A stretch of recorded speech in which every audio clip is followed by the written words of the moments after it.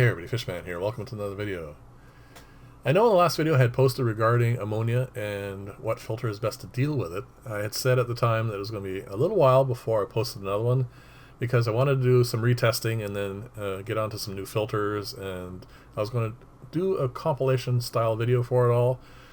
But something very interesting has happened, and it's regarding this specific filter here. Now, as you can see, I have taken it out of the tank it was in. I removed the carbon, and that was in the first clip in the evening. And this is the very next morning, and it has cleared up this tank really well. Now, the reason it's in here is I want to take the underground filters in the back there, and that is going to be the filter I'm using for the retests. Now, this isn't actually the reason for this video. The interesting thing about this is its actual ammonia tests, which I'm going to get to here in a little bit. And because of those final results, it's prompted me to want to do another retest of this filter. And I was planning on doing it after I did the retest for the underground filter. But as you can see in the back here, these guys have a bunch of wrigglers. Now, they're going to be free swimming shortly, and I really didn't want to stress this tank out again by putting another new filter on it. So I'm going to leave this filter in here and let these guys do their thing, and I was going to raise the fry up, of course, and I was going to leave them with the parents this time instead of separating them out after a week or two. So I just leave them in as long as they're going to take care of them.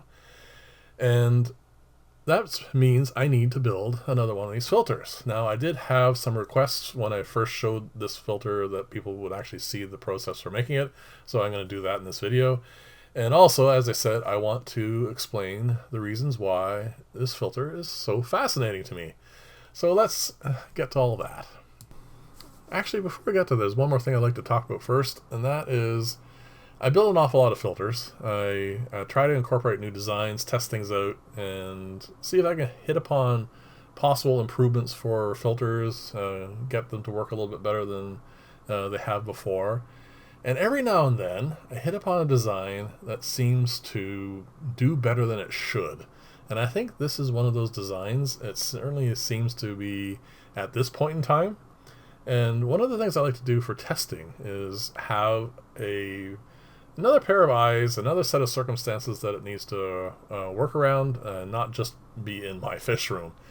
And that is sort of a long-winded way of saying that I am coming up to rather quickly, and thank you very much for this, the 14,000 mark, and I think this is going to be the giveaway for that. So what I'm going to do as I get closer is I'm going to, in videos, like ones like this, is I am going to let people know, and there will be a specific video. I'll let you know as that gets closer, and hopefully the people who are going to enter in this draw will have aquariums, and they're going to put this in one of their aquariums, and we're going to see if, like I said, if it is a better box filter than prior box filters. So we'll see how that gets as that gets closer. So, as I've been rambling on here, the reason why I'm so excited about this filter is, if you remember from its ammonia test, I had put the carbon in, and the whole point of doing it was actually to see if the carbon would neutralize the ammonia faster than just regular filter. Now, that ended up being negative. 3-day tests, no change in ammonia. So I had left it alone, and then I was getting around to setting up the new tests, which was for the new underground filter. So I was going to take this one out, and as I said at the beginning of the video, remove the carbon, and I put some lava rock in there just to, for the moment, just to cure that lava rock and get it set up for other experiments. And I put it in with the angelfish because I needed a filter in that tank, and this one was, I thought, going to be relatively close to being ready, but it shouldn't yet be fully cycled. So before I pulled this filter out, while it still had the carbon and everything in it, I did an ammonia test on it, and this is at day 5, and it was 0. It should not have been 0 yet. It usually takes a filter, usually about 3 to 4 weeks for it to start being cycled sufficiently that it would do such a thing. Now, obviously, the media I put in this was not new media. It had been in aquariums before, so there may have been dormant bacteria, or actually, obviously, there was dormant bacteria in the filter. media, so that is the reason for it. But again, it should not have been able to compensate for everything that was going against it so quickly. So there's something in the design that's interesting. So this obviously has to be retested, and that's the reason I'm building this filter. And I do want to, again, test this, make sure it is a viable, it is actually viable results.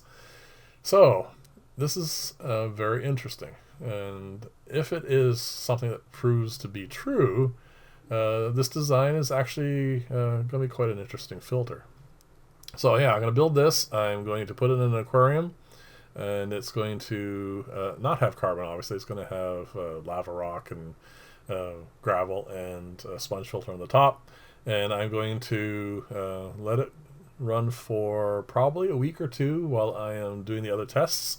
And then after I'm done the test for the underground filter, the retest for it, I am going to move on to this one. And in the interim, while I was setting things up for this filter and for the other underground filter test, I also ran some of the other little tests that people wanted me to run. So that's all going to come up in the next video for this series. And it is actually becoming a series because there seems to be an awful lot of interest in it, for starters. And secondly, there's going to be a fair amount of retesting that I need to do, and there's no way I'm going to be able to cover it all in one video, so I am going to try and spread it out a little bit. The other thing I've decided to do, since I've already set all this up, and I really don't want to have to set it all up again for each filter and go through the whole process again, I've decided to run nitrite tests. A couple people were interested in that. They wanted to know if having that much ammonia fed through the system, is it going to result in a nitrite spike? Or because the filters seem to process it relatively evenly, is it just going to end up resulting in no increase in nitrite? So I'm going to test for that, and when I get some interesting results, I'll present those as well. And it's usually at this point in the video where I say to you guys, if you like this style of video, please like and or subscribe and leave lots of comments. And this particular video series means actually a lot more, because it's coming about because of all your feedback and your interest in this topic and all your questions and, again, your ideas and all that sort of stuff. And it really does, I think, at least from my perspective, make it a lot more interesting. So please leave lots of comments and let me know what you think. And like I said, I'm going to build this filter. It will be not this specific filter, but a filter exactly like this. And by the way, this filter here is built exactly the same as the prior one. I usually put a bit of variation in it, but not this time. I want it to be an exact copy. So it is, and so will the giveaway. As we get closer to that, I'll build one more of these. And like I said, I want some feedback for, like I said, another pair of eyes, another test scenario, another fish room, and we'll see how that all goes too. One other thing I find actually completely and totally odd about this whole process is none of it was really intended. It was actually mostly by accident. Now, I did intend to build a two-stage box filter because I wanted to test out the carbon. And I did want it to be easier to maintain. And so far that's panning out to be the case, because I had to take the carbon out of the other one and put in the lava rock. And of course I had to take it apart to do that. It came apart very easily. It went back together just as easily, and hopefully that will continue to be the case. Like I said, I did not intend for it to be a more efficient filter. That was not my process when I was putting this together. I was just expecting it to be a functional and useful box filter, another tool in my fish room. And like I said, it just turned out to be, hopefully, something that will be repeatable. And we'll see how all that goes. So there you go. It's all done now. A simple box here, and I put the pipe in off camera, and it just slides in. Like I said, very easy to get out, and again, very simple to put in. No problem, it fits right in there snugly, and the same for this as well. So I'm going to fill all this up with what I'm going to use for filter media and get that all set up and running, and I'm going to do that off camera. We'll see how the results come out for that. So there you go, a duplicate box filter, and I'm really anxious actually to get this tested out and see how it goes. So as always, thank you very much for watching. Thank you for putting up with my long-winded way of getting to things. I will see you in the next video, and bye for now.